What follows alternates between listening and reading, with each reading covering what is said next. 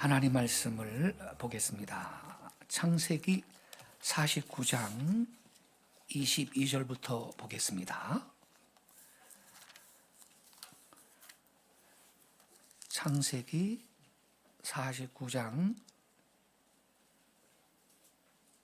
22절부터 26절까지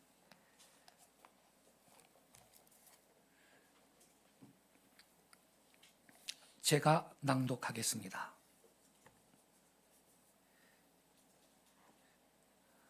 요셉은 무성한 가지 곧 샘 곁의 무성한 가지라. 그 가지가 담을 넘었도다. 활 쏘는 자가 그를 학대하며 적개심을 가지고 그를 쏘았으나 요셉의 활은 도리어 굳세며 그의 팔은 힘이 있으니 이는 야곱의 전능자 이스라엘의 반석인 목자의 손을 힘입음이라. 내 아버지 하나님께로 말미암나니 그가 너를 도우실 것이요 전능자로 말미암나니 그가 내게 복을 주실 것이라. 위로 하늘의 복과 아래로 깊은 샘의 복과 젖먹이는 복과 태의 복이로다. 26절은 같이 읽겠습니다. 내 아버지의 축복이 내 선조의 축복보다 나아서 영원한 산이 한없음같이 이 축복이 요셉의 머리로 돌아오며 그 형제 중 뛰어난 자의 정수리로 돌아오리로다. 아멘. 올해 우리 분이엘 교회 표어는 주보 일면에 있는 대로 우리는 샘 곁의 무성한 가지, 이것이 금년 우리 교회 표어입니다. 그래서 이 시간에는 본문 말씀을 중심으로 샘 곁에 무성한 가지, 이러한 제하에 말씀을 드리도록 하겠습니다. 유대인들은요, 이제 수환이 다 차고 임종이 가까워오면 자식들을 불러 모아놓고 아버지가 마지막으로 축복을 해줍니다. 본문 말씀도 야곱이 임종이 가까워지자 12 아들들을 불러 모아놓고 첫째 아들부터 쭉 축복을 하는 그러한 말씀 중에 요셉에게 야곱이 했던 축복의 말씀입니다. 근데 이게 그냥 그 축복이 아니고요. 이 야곱이 성령의 감동으로, 영감으로 발설한 이게 예언입니다. 예언적인 축복이에요. 그걸 어떻게 알 수 있냐면 49장 1절, 2절을 제가 읽어드릴게요. 야곱이 그 아들들을 불러 이르되 너희는 모이라. 너희가 후일에 당할 일을 내가 너희에게 이르리라. 이렇게 말해요. 너희가 후일에 당할 일을 내가 너희에게 이르리라. 2절은 이렇게 기록되어 있습니다. 너희는 모여 들으라. 야곱의 아들들아, 너희 아버지 이스라엘에게 들을지어다. 이렇게 야곱이 먼저 서론을 말을 한 다음에 첫째 아들부터 쭉 그 축복을 해요. 근데 후일에 당할 일을 내가 너희에게 이르리라. 그래서 이건요 단순한 축복이 아니에요. 성령의 감동으로 발설을 했던 예언적인 축복인 것입니다. 과연 이 야곱이 이 창세기 49장에서 그의 12 아들들한테 했던 이 예언적인 기원은 역사 속에서 그대로 성취되었고요. 앞으로도 성취될 것입니다. 이때 야곱이 했던 이 예언적인 축복을 살펴보면 흥미롭습니다. 그 중에 두드러지게 나타난 그 내용이 두 아들 유다와 요셉에 관한 것입니다. 이건 유다와 요셉 개인뿐만 아니라 더 나아가 유다 지파 그리고 요셉 지파의 후일에 대한 예언인 겁니다. 본래 여러분 야곱의 장자는 루벤입니다. 그런데 그가 하나님 앞에 그리고 아버지 야곱 앞에 많은 죄를 지었고 그 결과 장자권을 빼앗기게 된 겁니다. 그 대신 장자권이 누구한테 넘어가느냐? 사남인 유다한테 넘어갔습니다. 그래서 유다 지파가 영적으로는 장자 지파가 된 거예요. 유다한테 영적인 장자권이 주어졌어요. 창세기 49장 8절부터 12절에 그런 내용이 있는데 8절부터 12절을 우리 좀 같이 보겠습니다. 8절을 제가 읽을게요. 유다야 너는 내 형제의 찬송이 될지라. 내 손이 내 원수의 목을 잡을 것이요 내 아버지 아들들이 내 앞에 절하리로다. 대단한 축복이에요. 형제의 찬송이 된답니다. 유다는. 그리고 내 손이 내 원수의 목을 잡는다 그랬고 내 아버지의 아들들은 네 앞에 절한다 그랬습니다. 9절에는 유다는 사자 새끼로다. 내 아들아 너는 웅킨 것을 찢고 올라갔도다. 그가 엎드리고 웅크림이 숫사자 같고 암사자 같으니 누가 그를 범할 수 있으랴. 이거 대단한 축복입니다.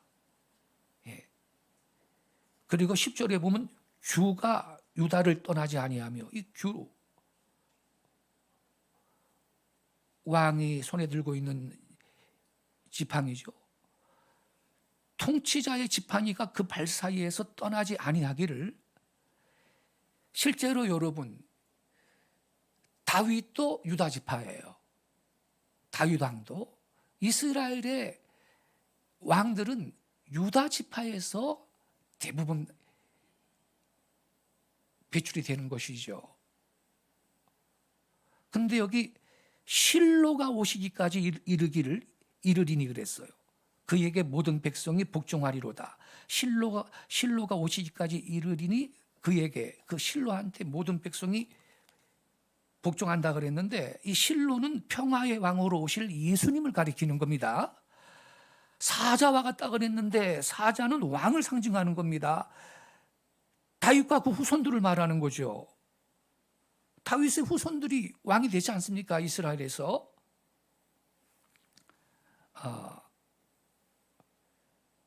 그래서 여러분 루벤이 원래 이 장남인데 죄를 많이 져가지고 장자권을 빼앗기고 이 사남인 유다한테로 장자권이 넘어가요. 유다 지파는 장자 지파가 되는데 이거 영적인 장자권입니다. 그런데 요셉은 11번째 아들이거든요. 이 요셉한테는 육적인 장자권이 주어집니다. 그래서 다른 형제들이나 다른 지파들보다 더 많은 복을 받게 됩니다. 본문이 바로 그러한 내용이고요. 구약 성경 역대상 5장 1절 2절에도 그러한 사실이 기록이 되어 있습니다. 역대상 5장 1절 2절 우리 한번 같이 읽어보겠습니다. 역대상 5장 1절 2절입니다. 자막이 나올 겁니다. 같이 읽겠습니다. 시작. 이스라엘의 장자 루벤의 아들들은 이러하니라.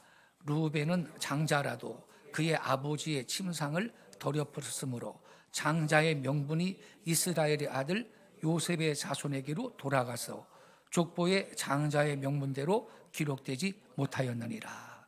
유다는 형제보다 뛰어나고 주권자가 유다에게서 났으니 장자의 명분은 요셉에게 있느니라. 자, 유다는 형제보다 뛰어나고 주권자가 유다에게서 났으나, 그러니까 아까 말씀드렸듯이 유다는 영적 장자권을 갖고 있어요.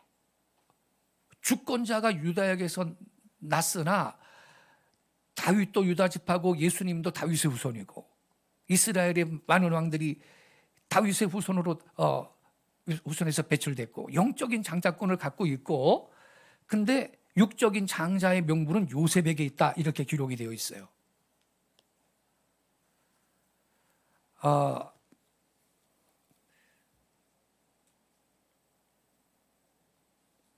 창세기 48장을 보면요, 야곱이 요셉의 두 아들을 축복을 하는 게 나옵니다.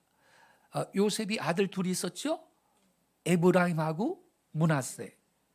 그런데 야곱이요, 손자 아닙니까? 손자. 근데 손자의 관계를 넘어서 자기의 아들들로 간주를 하면서 축복을 하는 거예요. 엄밀하게 말하면 각각 반지파거든요. 근데 야곱은 각각 독립된 한 지파로 치고서 두 배로 축복하고 기도를 해줬다고요. 그래서 요셉은 결국 두 지파의 축복을 받은 거예요. 근데 구약에 보면 이 장자는요, 다른 그 형제들에 비해서 두 배의 분깃을 받는 법이거든요. 이와 같은 사실이 이 요셉이 장자권을 얻었음을 통해서도 확인이 되고 있는 거예요. 요셉한테 육적인 장자권이 넘겨졌는데 아들 둘이 각각, 원래는 반지파인데 말이죠. 아들 둘이니까. 근데 각각 한 지파의 그러한 기준으로 축복을 받아요. 자, 그렇다면 야곱이 요셉을 축복한 그 내용이 뭡니까? 우리가 오늘 아침 읽은 본문에 기록되어 있는데 요절은 22절 말씀입니다. 22절 말씀을 우리 한 번 더 보겠습니다. 시작. 요셉은 무성한 가지 곧 샘 곁에 무성한 가지라. 그 가지가 담을 넘었도다. 이것이 요셉이 받은 축복 가운데 핵심 구절입니다. 이 구절을 분석해 보면 세 가지 내용으로 분해가 되는데, 첫째로 요셉과 그 후손이 무성한 가지와 같다. 그런데 둘째로 그 가지가 왜 그렇게 됐느냐? 샘 곁에 있다. 샘 곁에 있기 때문이다. 그리고 셋째로 그것이 아주 무성한 가지이고 더 나아가서 담을 넘어갔다. 이렇게 세 개의 내용인 것입니다.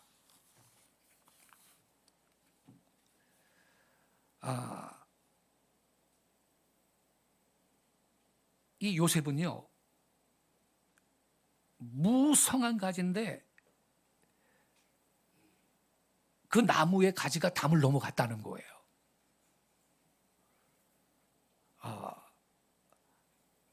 여러분, 우리 집에 있는 이 나무의 가지가 담을 넘어가잖아요. 그러면 그 담 바깥으로 지나다니던 길손이 그걸 따먹을 수 있어요.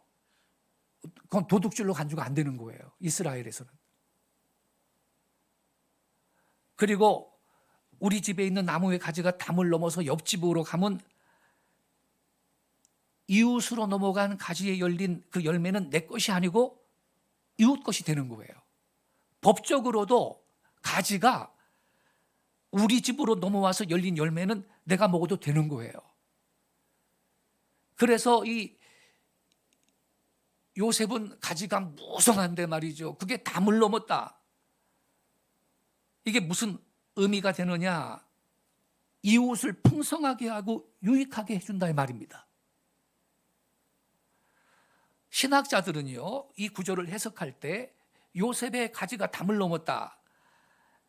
이 담을 넘은 가지는 가난한 이웃을 위한 섬김이나 배려로 해석을 합니다. 담을 넘어간 가지는 내 것이지만 남을 위한 것이다. 이러한 의미를 갖는다라는 것입니다. 요셉의 무성한 가지가 담을 넘어서 어디로 어떻게 영향을 줬나요? 첫째, 자기 자신을 넘어서 가족을 살렸습니다.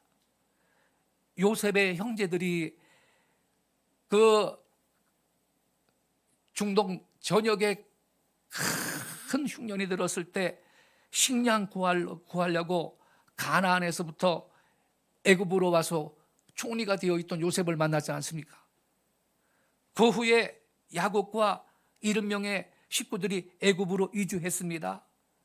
요셉 한 사람 때문에 온 가족이 살게 되고 애굽에서 살게 되었습니다. 마치 큰 홍수 때 노아 한 사람이 온 가족을 구한 것과 같습니다. 둘째는 자신이 있는 곳의 이웃도 살렸습니다. 요셉 때문에 보디발의 집에 복이 임했고요. 복받은 요셉이가 감옥에 가니까 감옥에도 복이 임했습니다. 셋째는 이웃을 넘어서 세상을 살렸습니다. 애굽에 7년 동안의 큰 흉년이 들었을 때 애굽뿐만 아니라 가나안과 다른 나라들도 살려냈습니다. 각 나라에서 애굽에 식량을 구하러 몰려왔던 것입니다. 애굽에는 쌀이 있다더라. 각 나라에서 식량 구하려고 애굽으로 몰려왔습니다. 7년 흉년 풍년 때 먼저 7년간 풍년이 있었는데 이 요셉이 그 풍년 들었을 때 저장을 하도록 했거든요. 그래서 여러분, 요셉은 축복의 통로가 되었습니다. 축복의 통로. 나와 내 집을 넘어서 이웃과 공동체를 살려냈습니다. 독일의 신학자 본 회포는 우리 크리스천을 타자를 위한 존재라고 불렀습니다. 그리스도인은 타자를 위한 존재다 그랬습니다. 우리 그리스도인들은 나의 일을 남의 일로 해야 합니다.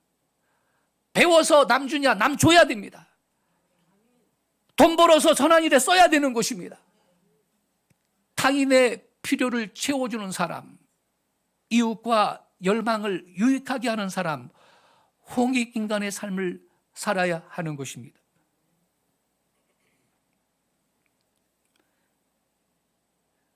이웃과 나라를 그리고 열방을 살리기 위해서 우리도 담을 넘는 가지가 될 수 있기를 바랍니다.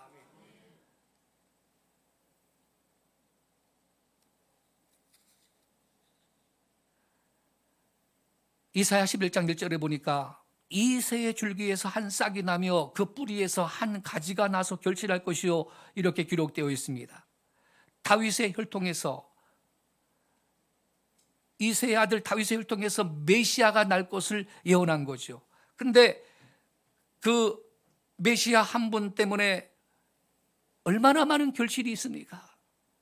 그 가지가 여러분 이스라엘의 담을 넘어 전 세계를 향해 뻗쳐갔습니다.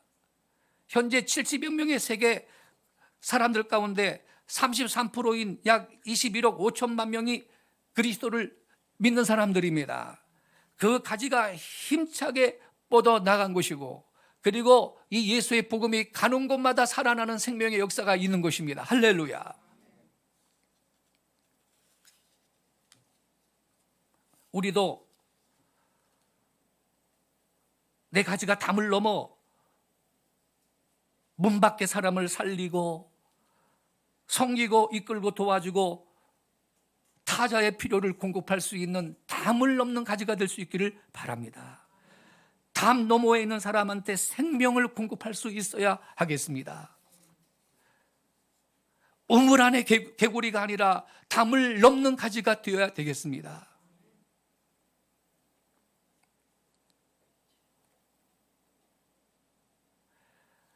우리가 담을 넘어서 뭘 합니까? 다니엘서 12장 3절에 이런 말씀이 있습니다. 많은 사람을 옳은 대로 돌아오게 한 자는 별과 같이 영원토록 빛나리라. 담을 넘어 많은 사람들을 옳은 대로 돌아오게 해야 하겠습니다. 우리는 국가적으로도 복음 통일을 이루어 저 만주로, 연해주로, 그리고 중국으로, 중앙아시아로, 그리고 마침내 예루살렘까지 우리는 복음을 가지고 가 다시 오실 예수님의 길을 수축하는 담을 넘는 가지와 같은 그러한 복음의 나라를 세워야 할 줄로 믿습니다.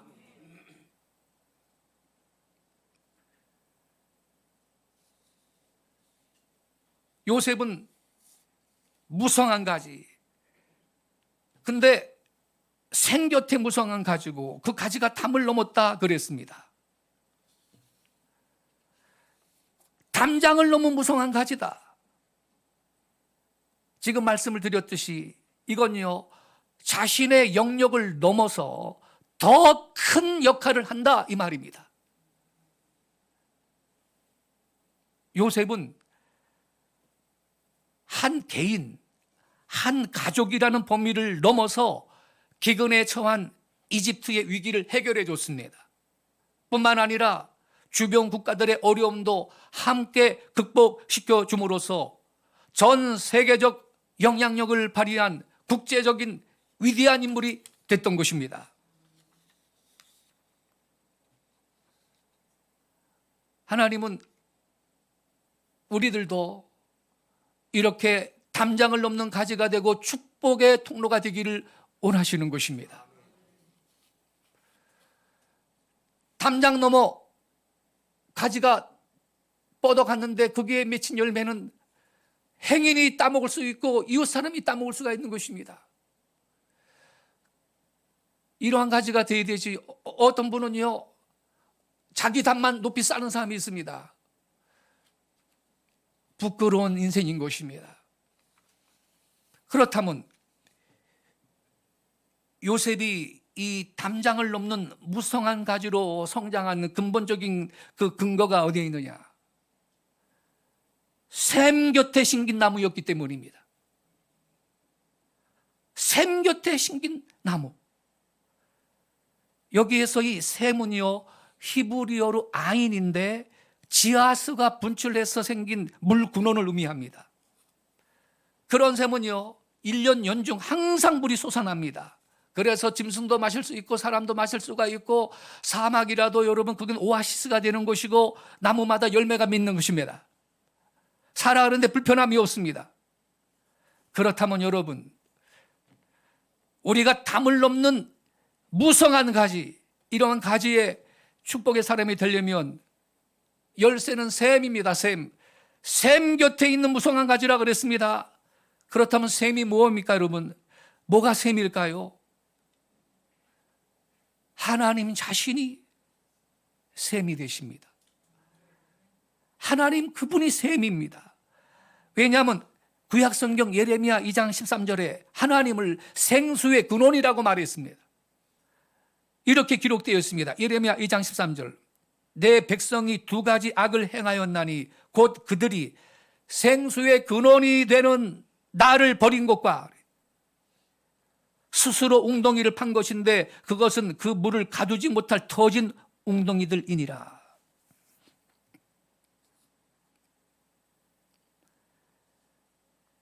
이 말씀에 보면 하나님은 생수의 근원이라고 말하고 있습니다. 우리 예수님께서도요, 수가성 우물가에서 이 사마리아 여인한테 자신은 영원히 목마르지 않는 생수라고 선포하셨습니다. 요한복음 4장 13절 이하에 이렇게 기록되어 있습니다. 예수께서 대답하여 이르시되 이 물을 마시는 자마다 다시 목마르려니와 내가 주는 물을 마시는 자는 영원히 목마르지 아니하리니 내가 주는 물은 그 속에서 영생하도록 솟아나는 샘물이 되리라.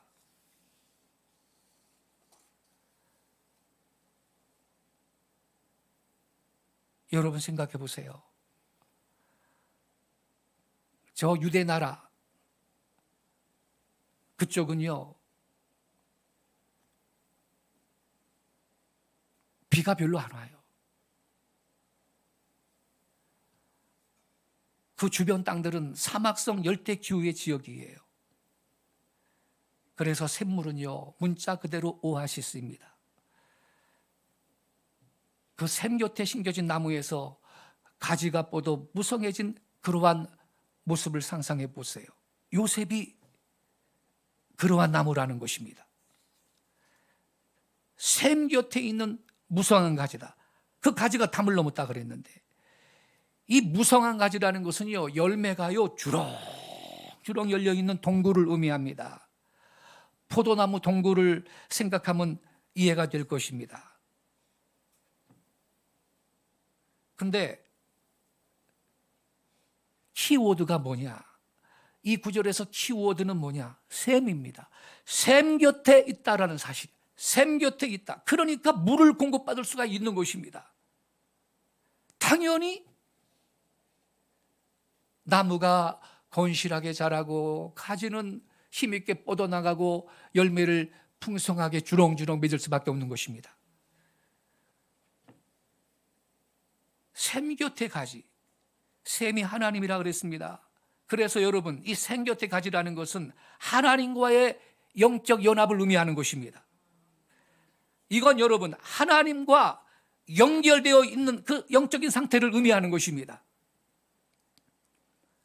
다시 말하면 하나님과의 영적 연합 관계를 맺고 있다, 이런 의미가 되는 것입니다. 저와 여러분이 모든 죄를 회개하고 거듭나서 하나님과의 관계가 온전히 회복되고 그분과 친밀한 교제 가운데 살아가면 하나님과의 그 영적인 연합을 온전하게 이루면요, 당연히 영적인 생명과 은혜를 공급을 받고 마치 주렁주렁 풍성한 열매를 맺듯이 축복의 역사를 경험하게 될 줄로 믿습니다. 이와 같은 원리는 성경 곳곳에서 비슷한 말씀으로 반복해서 강조하고 있습니다. 아까 우리 국악으로 찬양을 한 가사에도 나오지요. 시편 1편 3절에 그는 시냇가에 심은 나무가 철을 따라 열매를 맺으며 그 잎사귀가 마르지 아니한 같으니 그가 하는 모든 일이 다 형통하리로다. 시냇가에 심은 나무는요, 수분을 계속 공급받을 수 있으니까 당연히 잎이 싱싱하고 열매를 풍성히 맺는 것입니다. 선지자 예레미야도 비슷한 말씀으로 증거했습니다. 구약 성경 예레미야 17장 7절 8절 보면요, 이렇게 기록되어 있습니다. 그러나 무릇 여호와를 의지하며 여호와를 의리하는 그 사람은 복을 받을 것이라. 8절은 같이 읽겠습니다. 시작. 그는 물가에 심어진 나무가 그 뿌리를 강변에 뻗치고 더위가 올지라도 두려워하지 아니하며.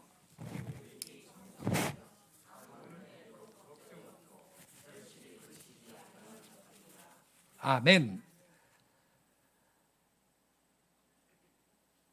그는 물가에 심어진 나무가요, 뿌리를 강변에 뻗치고 더위가 올지라도 두려워하지 않고 그 잎이 청청하고 가무는 해도 걱정이 없고 결실이 그치지 아니한 같다 그랬는데 8절에 그가 누굽니까 여러분? 7절에 답이 나오지요. 무릇 누구를 의지하는 사람입니까? 여호와를 의지하고 여호와를 의뢰하는 그 사람이 이런 복을 받는다 약속하고 있는 것입니다. 할렐루야. 예. 우리가 믿는 하나님은 만복의 근원이신 하나님이십니다. 할렐루야. 당연히 그분을 의뢰하는 분은 복을 받을 것입니다.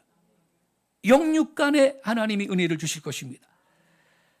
신약 성경에도요, 비슷한 말씀이 나오는데 그 대표적인 것이 바로 포도나무와 가지 비유의 말씀입니다. 요한복음 15장 4절 5절을 제가 읽어드릴게요. 예수님이 이렇게 말씀했습니다. 내 안에 거하라. 나도 너희 안에 거하리라. 가지가 포도나무에 붙어 있지 아니하면 스스로 열매를 맺을 수 없음 같이 너희도 내 안에 있지 아니하면 그러하리라. 5절 나는 포도나무요 너희는 가지라. 그가 내 안에 내가 그 안에 거하면 사람이 열매를 많이 맺나니. 열매 많이 맺는다고 약속하고 있습니다. 나를 떠나서는 너희가 아무것도 할 수 없습니다. 그래서 여러분, 가지가 할 수 있는 최선의 일이 뭡니까 여러분? 나무에서 떨어지지 않도록 꼭 붙어 있는 것이죠. 이것과 마찬가지로 저와 여러분은 우리 하나님께 그리고 예수님께 꼭 붙어 있으면 그게 여러분 축복의 적경인 걸 믿습니다. 이게 바로 신앙생활을 가장 잘하는 길이고 동시에 인생을 가장 잘 사는 길인 것입니다. 그래서 무성한 가지라 그랬어요. 무성한 가지가 되는 것입니다. 이 무성한 가지라는 것은 구체적으로 풍성한 축복을 의미합니다. 그리고요, 여러분, 그 축복은요, 불완전한 게 아니에요. 하나님이 보장하는 절대 안전한 복입니다. 왜? 생곁에 있으니까. 풍성한 열매를 맺을 뿐만 아니라 땅 속에다 깊이 뿌리를 내리고 강변에 그 뿌리를 계속 뻗치니까 이게 경고해서 흔들리지가 않아요. 심한 경우 설사 강풍이 불면 흔들릴지라도 뿌리째 뽑히지 않아요. 미국 가면요, 여러분, 미국도 소나무가 있어요. 근데 이 소나무가 얼마나 큰지 말이죠. 소나무가 아주 전봇대만큼 큰 소나무들이 많은데, 근데 우리나라 소나무는 키는 작지만 근데 더 이뻐요. 쭉쭉 그냥 전봇대처럼 키만 크고 멋이 없더라고. 근데 크면 뭐래요? 바람 불면 미국 소나무는 와장창 다 넘어져요. 예. 뿌리가 별로 약해, 뿌리가. 여러분, 지금 이 요셉은 생곁에 있는 무성한 가지라 그랬는데 이게 풍성하고 안전한 축복을 의미하는 것입니다. 단순히 풍성한 축복이 아니고 안전한 축복입니다. 뿌리를 깊이 내리고 있기 때문에, 강변에 계속 뻗치기 때문에. 그러면 이게 왜 어떻게 그렇게 되느냐? 생곁에 무성한 가지가 얼마나 풍성할 것인가? 어떻게 이와 같은 축복이 있는 것이냐? 여러분, 이제 우리 본문 창세기 49장 25절로 가보겠습니다. 49장 25절, 여기에 또 열쇠가 있습니다. 제가 읽어드릴게요. 내 아버지 하나님께로 말미암나니 그가 너를 어떻게 준답니까? 도우실 것이요. 하나님이 도와주시면요, 막을 자가 없음을 믿으시기 바랍니다. 예? 역전의 은혜를 체험하게 될 거고 전화유복이 될 것입니다. 하나님이 너를 도와주신대. 도와줄 거고 전능자로 말미암나니 그가 내게 복을 주실 것이라. 위로 하늘의 복과 아래로 깊은 샘의 복과 젖먹 이는 복과 태의 복이로다. 이렇게 말했습니다. 여기서 이 하늘의 복이라는 것은요, 문자적인 의미는요, 하늘에서 내리는 비 그리고 이슬, 햇빛 등을 가리키는 겁니다. 아래의 복은요, 물의 근원이 그 샘의 원천을 말하는 것입니다. 우물을 말합니다. 우기가 짧고요, 건기가 긴 이 중동 지방에서 이러한 복은 정말로 귀중한 축복인 것입니다. 그리고 여기 젖먹 이는 복, 태의 복이라는 말씀이 나옵니다. 젖먹 이는 복과 태의 복은요, 짐승과 자손이 번성하는 복을 가리키는 것입니다. 요즘은요, 분유가 있어도 괜찮지만요, 옛날에는요, 우리나라도 엄마 젖이 안 나오면요, 그 아기 키우기 힘들었어요. 젖이 안 나오면 옆집 아주머니한테 얻어먹이고요, 분유도 뭐 제대로 없는 시절이었는데요. 그것도 어려우면요, 미음을 끓여 그렇게 애를 먹였다고요. 그러니까 우리가 좀 풍요롭게 살고 그래서 몰라서 그렇지, 사실은요, 젖이 나오는 것도 그게 그냥 나오는 게 아니고 하나님의 은혜인 것입니다. 짐승이 새끼를 많이 낳는 것도, 사람이 자녀를 낳는 것도, 그리고 잘 키우는 것도 이게 다 하나님의 은혜인 것입니다. 특히 고대 농경 사회에서 이 다산이라는 것은 정말 큰 축복이 아닐 수가 없습니다. 농사를 하려면요, 그만큼 인력이 있어야 돼요. 예. 그러니까 다산은 큰 복이었던 것입니다. 그런데 이 하늘의 복이라는 것은 문자적인 의미, 1차적인 의미가 하늘에서 내리는 비와 이슬, 햇빛, 이걸 가리키지만 신령한 의미는 뭐냐? 우리 하나님께서 내 영혼을 위하여 한량없이 부어주시는 신령한 축복을 의미하는 것입니다. 그리고 영혼이 잘 되는 겁니다. 영혼이 잘 돼요. 영혼이 잘 돼야 다른 일도 잘 되는 것입니다. 그래서 우리 예수님께서 우물가에 물을 길러왔던 사마리아 여인한테 그 여인의 공고한 그 심령을 보시고 이렇게 말씀하셨습니다. 요한복음 4장 14절에 내가 주는 물을 마시는 자는 영원히 목마르지 아니하리니 내가 주는 물은 그 속에서 영생하도록 솟아나는 샘물이 되리라. 할렐루야.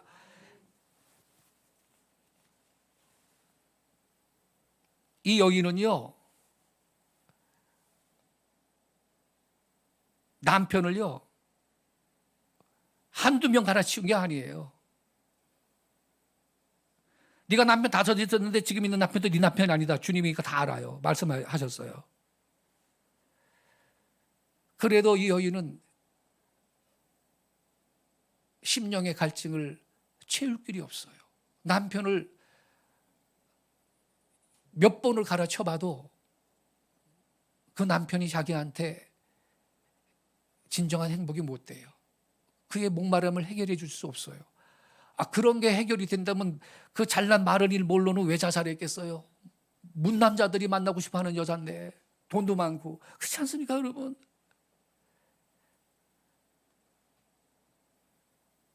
우리가 하나님과 연합되어 있으면 하늘의 복, 하나님께서 내 심령과 영혼에 쏟아부어 주시는 신령한 은혜가 있는 걸 믿습니다. 예수님을 믿으면 그 영혼 가운데 영생의 기쁨도 계속 솟아납니다. 그러니까 여러분, 야곱이 요셉과 그 자손을 축복한 것은 육적인 축복과 영적인 축복을 망라한 것인 거죠. 우리가 흔히 기도할 때 사용하는 하늘의 신령한 복과 땅의 기름진 복이란 그 표현과 같은 것입니다. 게다가요, 26절을 보면요, 그 축복이 대를 이어가면서 자자손손 더 증가하고 더 풍성해진다, 이걸 강조하고 있습니다. 26절을 읽겠습니다. 이렇게 기록되어 있어요. 내 아버지의 축복이 내 손조의 축복보다 나아서 영원한 산이 한없음같이 이 축복이 요셉의 머리로 돌아오며 그 형제 중 뛰어난 자의 정수리로 돌아오리로다. 내 아버지의 축복이 그랬는데 내 아버지는 야곱 자신을 가리키는 거지요. 이 야곱이 요셉을 축복한 것이 내 손조의 축복보다 낫다. 선조들, 즉 아브라함, 이삭이 축복한 것보다 훨씬 낫다라는 말입니다. 영원한 상가 같다라는 말은 그 축복이 장구할 거다 이 말입니다. 뭐 한 10년은 사업 잘 되다가 그 다음에 부도 나는 거 그런 거 말고 장구할 걸 말하는 것입니다. 예? 그러니까 갈수록 더 증가하고 갈수록 더 지경이 넓어지고 더 풍성한 은혜와 복이 임할 것을 지금 축복하고 예언한 것입니다. 그것이 그것도 장구한 그러한 은혜를 주신다는 것입니다. 여러분, 이게 얼마나 좋습니까? 이 부모들 입장에서는요, 나보다 내 자손들이 잘 되는 게 얼마나 여러분 소망입니까? 자자손손 대를 이어가면서 갈수록 더 풍성해지는 축복입니다. 이를 가리켜서 시편 기자가 이렇게 노래했습니다. 시편 128편 5절 6절을 제가 읽어드릴게요. 여호와께서 시온에서 내게 복을 주실지어다. 너는 평생에 예루살렘의 번영을 보며 내 자식의 자식을 볼지어다.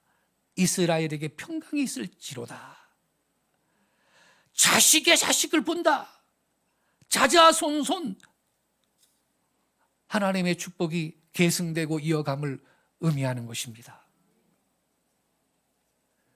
두 번째, 안전의 복입니다.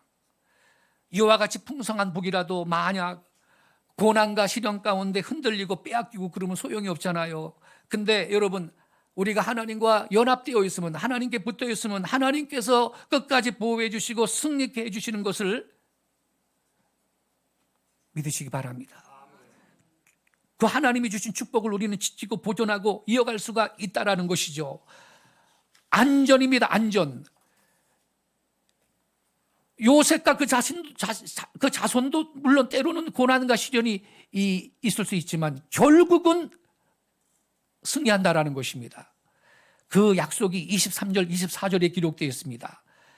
23절, 24절 같이 읽겠습니다. 시작. 활 쏘는 자가 그를 학대하며 적개심을 가지고 그를 쏘았으나 요셉의 활은 도리어 굳세며 그의 팔은 힘이 있으니 이는 야곱의 전능자 이스라엘의 반석인 목자의 손을 힘입음이라.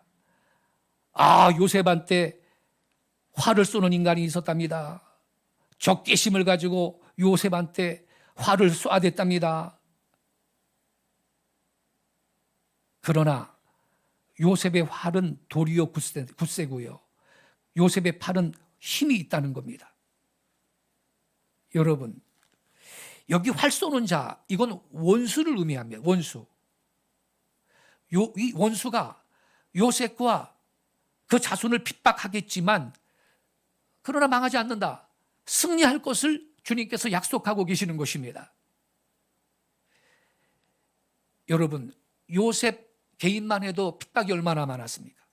형제들이 그를 시기 질투하고 미워하고 적개심을 갖고 말이죠. 죽여버리려고 그랬죠. 맨 처음에 저 우물에 던져가지고 죽여버리려고 그랬는데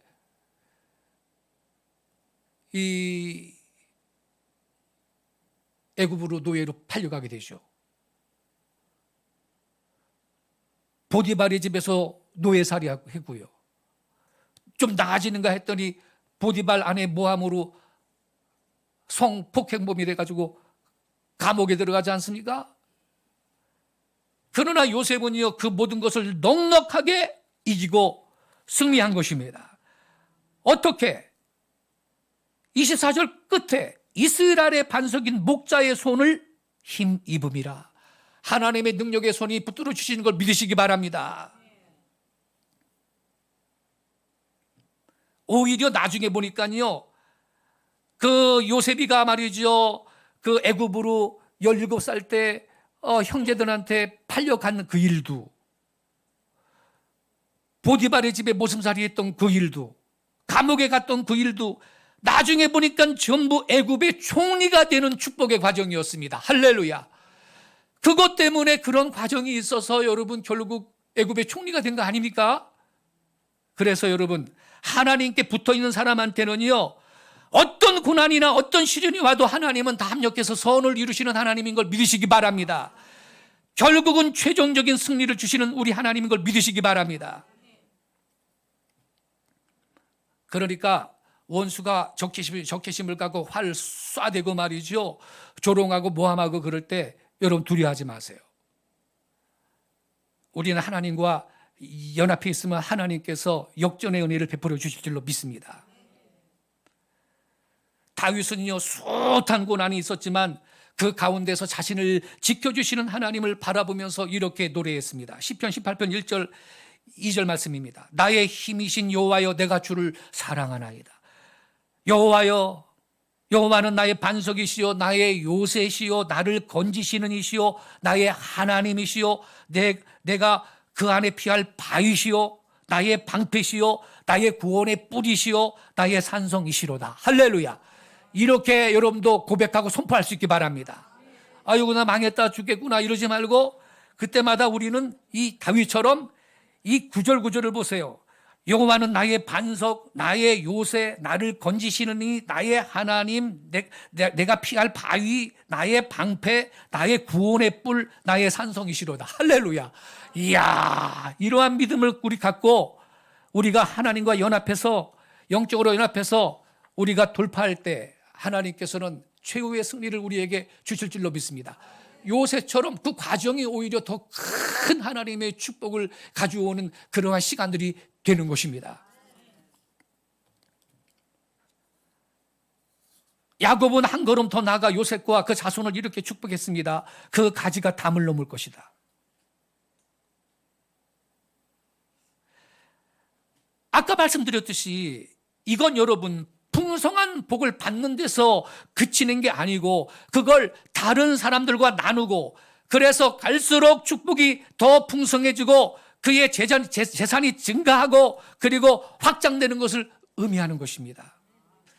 사실은요, 이게 바로 요셉과 그 자신을 축복하시는 하나님의 목적인 겁니다. 요셉은 하나님께 붙어 있음으로 말미암아 많은 복을 받았습니다. 그러나 자기 혼자 먹고 끝나지 않았습니다. 그걸 사방으로 흘려보냈습니다. 동족 이스라엘에게, 그리고 만민에게까지, 이웃 나라들에게까지 총리가 되어서 7년 기근으로 어려움에 처한 사람들을 그가 살려낸 것입니다. 이러한 목적은요, 요셉한테만 해당되는 게 아니고요, 믿음의 조상 아브라함 때부터 지금까지 모든 성도들한테 하나님께서 갖고 계신 목적인 걸 깨닫기 바랍니다. 창세기 12장 2절에 이렇게 기록되어 있습니다. 내가 너로 큰 민족을 이루고 내게 복을 주어 내 이름을 창대하게 하리니 너는 복이 될지라. 너를 축복하는 자에게 내가 복을 내리고 너를 저주하는 자에게 내가 저주하리니 땅의 모든 족속이 너로 말미암아 복을 얻을 것이니라 하시니라. 여러분, 우리는 아브라함을 믿음의 조상으로 삼고 주님을 섬기고 있습니다. 그렇다면 우리 역시 땅의 모든 족속이 나로 말미암아 복을 받을 수 있는 축복의 통로로 살아야 될 줄로 믿습니다. 그런데 중요한 건요, 이 복을 나누는 삶이 나한테 주신 축복을 고갈시키는 게 아니라는 거예요. 오히려 나누지 않아서 문제가 되죠. 잠언 11장 24절에 이렇게 기록되어 있습니다. 흩어 구제하여도 더욱 부하게 되는 일이 있나니 과도히 아껴도 가난하게 될 뿐이니라 그랬습니다. 악착같이 안 쓰고 모은다고 부자 되는 게 아닙니다. 과도히 아껴도 가난하게 될 뿐이다 그랬습니다. 그렇습니다. 여러분, 고인물은 썩기 마련입니다. 축복의 저수지로 그치는 게 아니라 축복의 강물이 되어야 하겠습니다. 나누면요, 여러분, 축복은 더 확장되는 것입니다. 다윗도 여러분 그의 경험에 근거해서 이렇게 고백했습니다. 시편 37편 25절 이하에 보니까요, 이렇게 말합니다. 내가 어려서부터 늙기까지 의인이 버림을 당하거나 그의 자손이 걸식함을 보지 못하였도다. 그는 종일토록 은혜를 베풀고 구워주니 그 자손들이 복을 받는도다. 할렐루야. 자손들이 복을 받는, 자손들이 부모가 심은 그 복을 다 거둔다는 거예요. 예수님도 이렇게 말씀하셨습니다. 누가복음 6장 38절에 주라 그리하면 너희에게 줄 것이니 곧 후히 내어 누르고 흔들어 넘치도록 하여 너희에게 안겨주리라. 너희가 헤아리는 그 헤아림으로 너희도 헤아림을 도로 받을 것이니라 그랬습니다.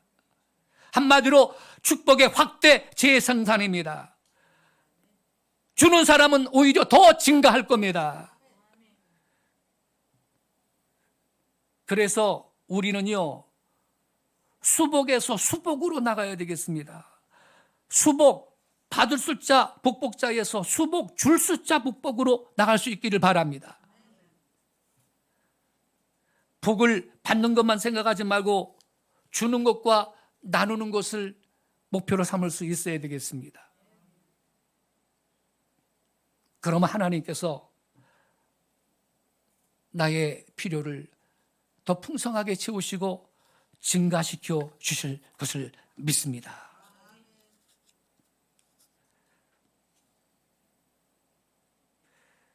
성도 여러분, 우리가 새해를 맞았는데 가장 복되고 아름다운 인생이 우리가 되기를 소원합니다.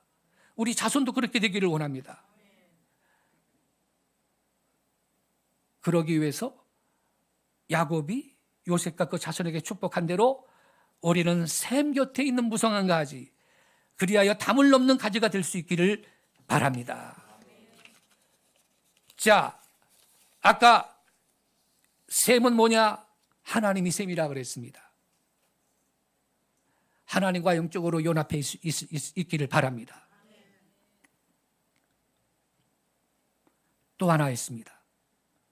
샘이 뭐냐? 성전이 샘입니다. 요셉은 샘 곁에 있는 무성한 가지다. 성전이 샘 곁이 되는 것입니다. 에스겔서 47장 1절부터 5절을 좀 같이 읽어보겠습니다. 자, 여기 에스겔서 47장 1절에 보면 이렇게 기록되어 있어요. 그가 나를 데리고 성전 문에 이르시니 성전의 앞면이 동쪽을 향하였는데 그 문지방 밑에서 물이 나와 동쪽으로 흐르다가 성전 오른쪽 제단 남쪽으로 흘러내리더라. 자, 여기 보니까 여러분 성전 문지방에서 뭐가 나온다 그랬어요? 물이 나와 흐른다 그랬어요. 근데 2절을 보면요. 그가 또 나를 데리고 북문으로 나가서 바깥길로 꺾여 동쪽으로 향한 바깥문에 이르시기로 본즉 물이 그 오른쪽에서 스며 나오더라. 3절 그 사람이 손에 줄을 잡고 동쪽으로 나아가며 천척을 측량한 후에 내게 그 물을 건너게 하시니 물이 발목에 오르더니 4절 다시 천척을 측량하고 내게 물을 건너게 하시니 물이 무릎에 오르고 다시 천척을 측량하고 내게 물을 건너게 하시니 물이 허리에 오르고 5절 다시 천척을 측량하시니 물이 내가 건너지 못할 강이 된지라. 그 물이 가득하여 헤엄칠 만한 물이요 사람이 능히 건너지 못할 강이더라. 이 강물이요 이게 근원이 어디냐? 성전 문지방에서 나온 물입니다, 여러분. 근데 이 성전에서 흘러나온 물이요 죽은 땅을 되살아나게 하고 생물을 살리는 역할을 한다라고 기록이 되어 있습니다. 이 말씀은요, 에스겔 선지자가 그 이스라엘의 회복을 위하여 기도할 때 하나님이 보여주신 환상인데 성전 문지방 밑에서 흘러나온 물이요, 사해 바다로 흘러들어가는 그런 환상을 본 겁니다. 사해로 들어간 물은요, 물고기를 번성하게 만들고 그 주변 식물들을 번성하게 하고 풍성한 열매를 맺게 했는데 그게 어디에 기록이 되어 있느냐? 에스겔서 47장 8절을 한번 보겠습니다. 47장 8절에 이렇게 기록되어 있습니다. 같이 읽겠습니다. 시작. 그가 내게 이르시되 이 물이 동쪽으로 향하여 흘러 아라바로 내려가서 바다에 이르리니 이 흘러내리는 물로 그 바다의 물이 되살아나리라. 여기 바다가 아까 말했듯이 사해를 의미하는데 성전 문지방 밑에서 흘러난 물이 사해로 들어갔습니다. 근데 여러분 아시죠? 이 사해는요 물을 받아들이기만 하고 내보내진 않아요. 그래서 수분을 증발시켜가지고 염분이요 보통 바닷물의 6배가 됩니다. 너무 짜가지고 고기가 한 마리도 살지 못하고 사람이 거기 들어가면 성지순례 가보셨죠? 거기 들어가면 사람 몸이 그냥 둥둥 뜹니다. 그런데 이 죽음의 바다 사해에 성전에서 흘러난 물이 흘러들어가니까 그 죽은 바다가 소성함을 얻고 생명을 얻는데 어느 정도로 얻느냐? 이제 9절부터 12절까지 보겠습니다. 9절부터 12절. 이 강물이, 저랑 한 절씩 교독하게요. 제가 9절 읽을게요. 이 강물이 이르는 곳마다 번성하는 모든 생물이 살고 또 고기가 심히 많은 일이 이 물이 흘러들어가므로 바닷물이 되살아나겠고 이 강이 이르는 각처의 모든 것이 살 것이며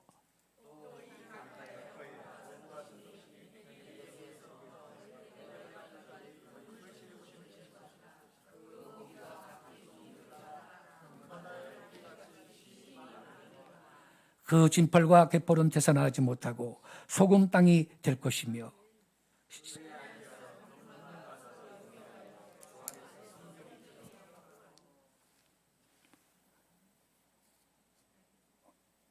제가 뭐 잘못 읽었나요?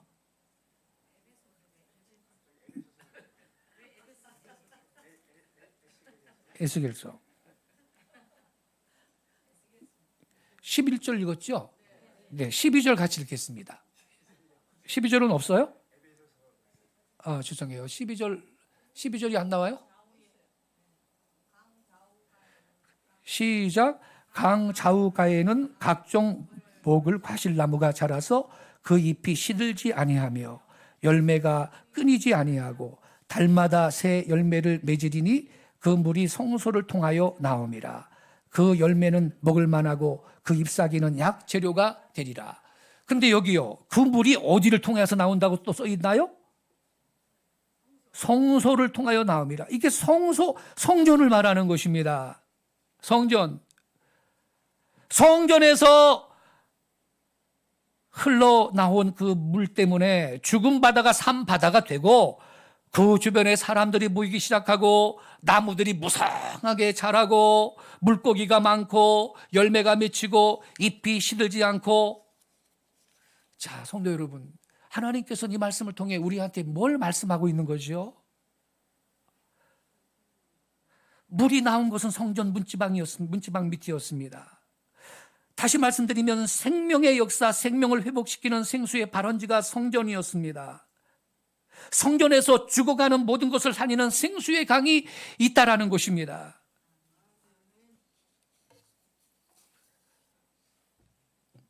주님께서 뭘 말씀하시고 있습니까? 에베소서 2장 21절 22절을 우리 같이 읽겠습니다. 에베소서 2장 21절 22절 시작. 그의 안에서 건물마다 서로 연결하여 주 안에서 성전이 되어가고 너희도 성령 안에서 하나님이 거하실 처소가 되기 위하여 그리스도 예수 안에서 함께 지어져 가느니라. 자, 그렇다면 여러분, 신약시대 하나님의 성전은 뭐가 성전입니까? 교회를 말하는 것입니다. 교회가 성전입니다. 그의 안에서, 그는 예수님이에요. 그의 안에서 건물마다 서로 연결하여 주 안에서 성전이 되어 간대. 너희도 성령 안에서 하나님이 거하실 처소, 너희가 우리 성도들이에요. 성도들. 우리 성도들이 성령 안에서 하나님이 거하실 처소가 된다는 거예요. 그리스도 예수 안에서 함께 지어져 가느니라. 그래서 신약 시대의 성전은 벽돌로 짓는 건물이 아니라 우리 성도들의 모임, 교회가 성전인 걸 깨닫기 바랍니다. 고린도후서 6장 14절에도 이렇게 기록이 되어 있습니다. 너희는 믿지 않는 자와 멍에를 함께 매지 말라. 의와 불법이 어찌 함께하며 빛과 어둠이 어찌 사귀며 그리스도와 벨리알이 어찌 조화되며 믿는 자와 믿지 않는 자가 어찌 상관하며. 16절 같이 읽겠습니다. 시작. 하나님의 성전과, 이건 없나요? 하나님의 성전과 우상이 어찌 일치가 되리요? 우리는 살아계신 하나님의 성전이라. 이렇게 되어 있습니다. 누가 하나님의 성전이에요? 우리가 하나님의 성전이라. 그렇다면 여러분, 성전 문지방에서 성소를 통하여서 흘러나오는 그 생명의 역사, 그 놀랍고 풍성한 축복의 그 은혜를 우리가 취하고 받으려면 여러분, 샘 곁에 있기 바랍니다. 샘 곁에 있는 가지가 무성한 가지가 됩니다. 그 샘 곁이 성전인 것입니다.